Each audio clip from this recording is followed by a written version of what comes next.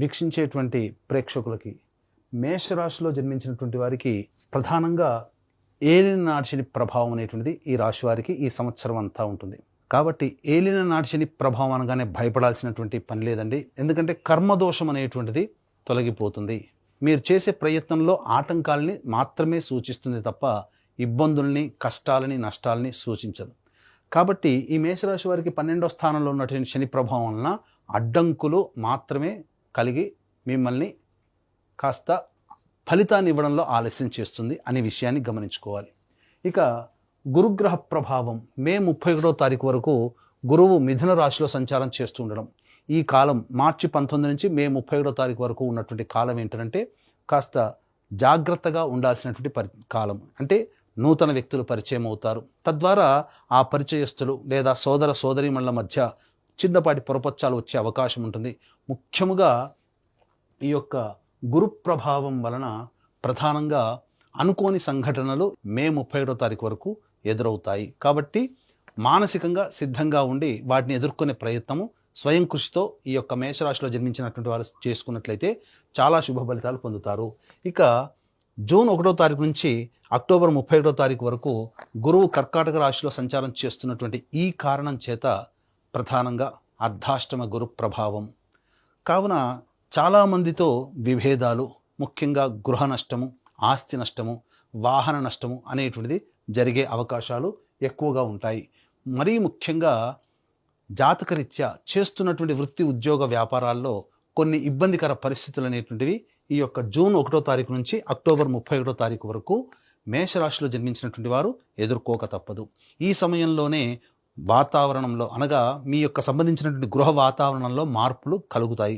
అనగా గృహాన్ని బదిలీ చేయడం కానీ, లేదా వేరే ప్రాంతాలకి బదిలీ అవ్వడం కానీ, లేదా ఉన్న ఇంటి నుంచి వేరే చోటికి మారడం కానీ, ఉన్న ప్రదేశం నుంచి వేరే చోటికి ప్రదేశానికి మారడం కానీ జరిగే అవకాశాలు ఎక్కువగా ఉంటాయి. అయితే మరి ఈ మేషరాశి వారికి ఇటు శని ప్రభావము, ఇటు గురువు కూడా అనుకూలంగా లేని కారణం చేత మరి ఎప్పటి మంచి శుభ ఫలితాలు కలుగుతాయని ఆలోచిస్తే ప్రధానంగా వచ్చే సంవత్సరం జనవరి 24 నుంచి ప్రధానంగా అంటే ఈ సంవత్సరమే అక్టోబర్ 31 నుంచి జనవరి 24వ తారీఖు వరకు సింహరాశిలో సంచారం చేస్తుంటాడు. అంటే నవంబర్, డిసెంబర్, జనవరి అనగా 2.5 నెలల పాటు, దాదాపుగా 3 నెలలు వేసుకోవచ్చు. ఈ 3 నెలల పాటు అనుకూలమైనటువంటి కాలం ఈ సింహరాశిలో సంచారం చేస్తున్నటువంటి కారణం చేత ప్రధానంగా ఈ సమయం మీకు అత్యంత యోగ కాలంగా ఉంటుంది. చేసేటువంటి వృత్తి, ఉద్యోగ, వ్యాపారాల్లో అన్ని విధాలుగా గురు అనుగ్రహం ఉండడం. ఎందుకంటే నవగ్రహాల్లో అత్యంత శుభకరుడు గురువు. ఇటువంటి గురువు అనుగ్రహం మీకు సంపూర్ణంగా ఉండడం ఈ కారణం చేత ఈ సమయం మాత్రం అనుకూలంగా ఉంటుంది. మళ్ళీ జనవరి 24 నుంచి వచ్చే సంవత్సరం ఉగాది వరకు కూడా మళ్ళీ కర్కాటక రాశిలో వక్రీకరించి ఉన్నటువంటి స్థితి ప్రభావం చేత ప్రధానంగా గురువు యోగించబోతున్నాడు. అంటే ప్రధానంగా ఒక సంవత్సరంలో 6 నెలల పాటు అనుకూలంగా ఉండకపోవడం, మిగతా 6 నెలల పాటు అనుకూలంగా ఉండడం ఈ యొక్క మేషరాశిలో జన్మించినటువంటి వారికి గురుగ్రహ ప్రభావం కలుగుతుంది. ఇక డిసెంబర్ 5వ తారీఖు వరకు కూడా కేతువు యోగాన్ని కలగచేస్తూ ఉంటే డిసెంబర్ 5 తర్వాత కేతువు అవయోగాన్ని కలగచేస్తాడు. అలాగే రాహు ప్రభావం కనుక చూసుకున్నట్లయితే ఈ యొక్క రాహువు డిసెంబర్ 5 వరకు కూడాను యోగాన్ని కలగచేస్తూ ఉంటే డిసెంబర్ 5 తర్వాత రాహు కూడా అనుకూలంగా ఉండకపోవడం.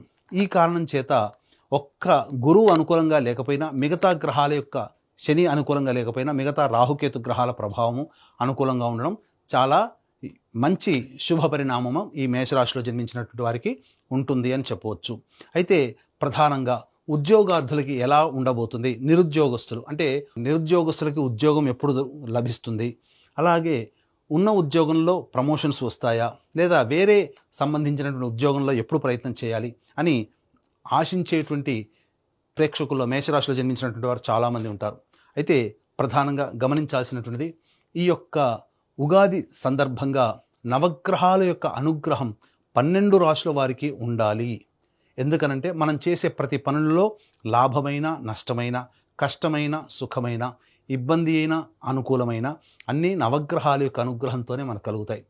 కాబట్టి కష్టాలను ఎదుర్కొనే ధైర్యము, యోగాల్ని అనుభవించే యోగ్యత, ఇవన్నీ కూడా మనకు కలగాలంటే నవగ్రహాల యొక్క అనుగ్రహం కావాలి. ఇట్టి నవగ్రహాల యొక్క అనుగ్రహం కోసం ఏప్రిల్ 1వ తారీఖు చైత్ర పౌర్ణమి మరియు అతి శీఘ్రముగా ఫలితాలనిచ్చే ఉన్న 3 నక్షత్రాలలో ఒకటైనటువంటి హస్త నక్షత్రం రోజున సాయంకాలం ప్రదోషకాల సమయంలో మీ జాతకరీత్యా కలుగు అన్ని రకాల సమస్యల నివారణకి సర్వదోష నివారణ పూజలు హోమాలలో భాగంగా నవగ్రహ పాశుపత హోమము మరియు ఆరోగ్యం కోసం మృత్యుంజయ హోమము, అలాగే సర్వకార్య జయసిద్ధికి సుదర్శన హోమము, సర్వశాంతికి రుద్ర హోమము, అనుకూల దాంపత్యము, వివాహము, ఆర్థిక ఉద్యోగ అభివృద్ధి కోసం లక్ష్మీ మూలమంత్ర సంప్రతి లక్ష్మీ సూక్త హోమాలు జరిపించి శక్తిపాతము చేసినటువంటి కరుంగలి మాల ఇవ్వడం జరుగుతుంది. కాబట్టి ఈ కార్యక్రమంలో పాల్గొనదలిచిన వాళ్ళు స్క్రీన్పై కనిపిస్తున్నటువంటి నెంబర్కి కాంటాక్ట్ చేసి మ్యాక్సిమం ఏప్రిల్ 1వ తారీఖు రోజున మధ్యాహ్నం 3 గంటల లోపల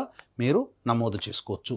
ఇక వివరాల్లోకి వెళ్ళినట్లయితే ఏ సమయంలో మనకు ప్రధానంగా ఈ సంబంధించినటువంటి స్థితిగతులు అనేటువంటివి మనకు యోగిస్తాయి అనేటువంటి విషయాన్ని మనం గమనించుకోవచ్చు. ఉద్యోగస్తులకి ఎప్పుడు వేరే సంస్థల్లో ప్రయత్నం చేస్తే బాగుంటుంది, లేదా ఉన్న సంస్థల్లో ప్రమోషన్స్కి ఎప్పుడు ప్రయత్నం చేసుకుంటే బాగుంటుంది, ఎప్పుడు లభిస్తుంది, అలాగే నిరుద్యోగస్తులకి ఉద్యోగం ఎప్పుడు బాగుంటుంది అనే విషయాల గురించి క్లుప్తంగా తెలియజేసుకునే ప్రయత్నం చేద్దాం. ఈ మేషరాశిలో జన్మించినటువంటి వారికి 15 జూన్ నుంచి 16 జూలై మధ్యకాలంలో అనుకూలమైనటువంటి కాలము. ఇక 17 సెప్టెంబర్ నుంచి 17 అక్టోబర్ వరకు ఉన్నటువంటి కాలము ఇది చాలా యోగ్యమైనటువంటి కాలము. ఇక 14 జనవరి నుంచి 13 ఫిబ్రవరి వరకు ఉన్నటువంటి కాలము చాలా అనుకూలమైనటువంటి కాలంగా చెప్పవచ్చు.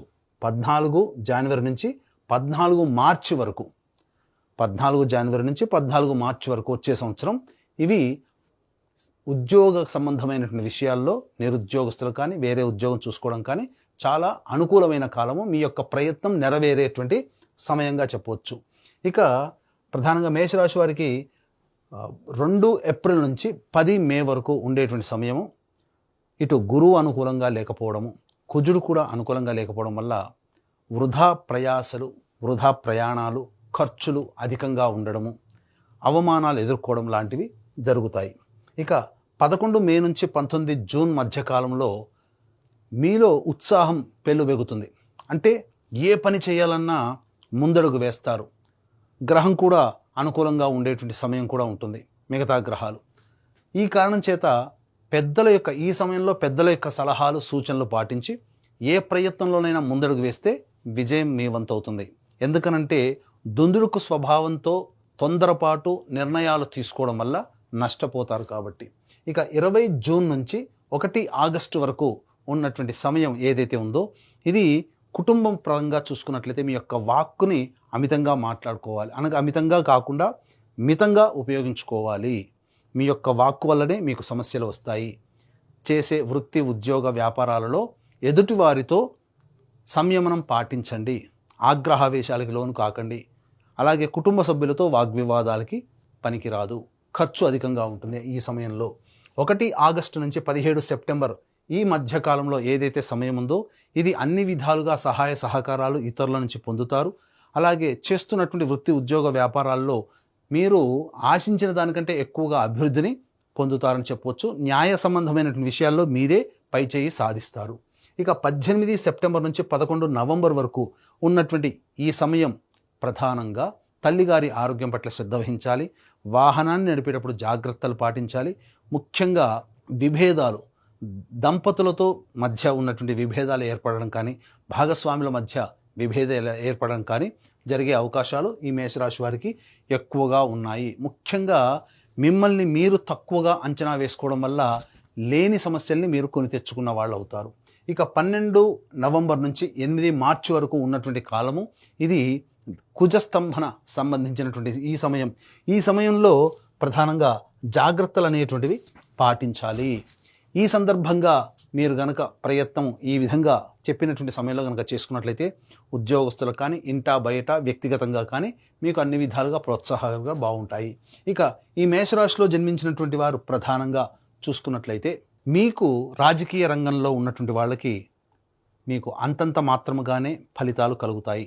అధికారులు లేదా పార్టీ పెద్దల యొక్క అండదండలు అంతగా లభించకపోవడము, అలాగే ఏదైనా పదవి కోసం ఏదైనా పోటీలలో మీరు నిలబడ్డ ఖర్చులు అధికంగా ఉండడం, ఆశించిన మేర ఫలితం రాకపోవడం, ఈ కారణం చేత కొంత నిరుత్సాహానికి గురే అవకాశం ఉంటుంది. కాబట్టి సంయమనం పాటిస్తూ ఇప్పుడున్నటువంటి సమయం అనుకూలంగా లేని కారణం చేత భవిష్యత్తు ఆశాజనకంగా ఉంటుందనే ఉద్దేశంతో భవిష్యత్తులో మీరు మార్గాన్ని ఏర్పాటు చేసుకోండి.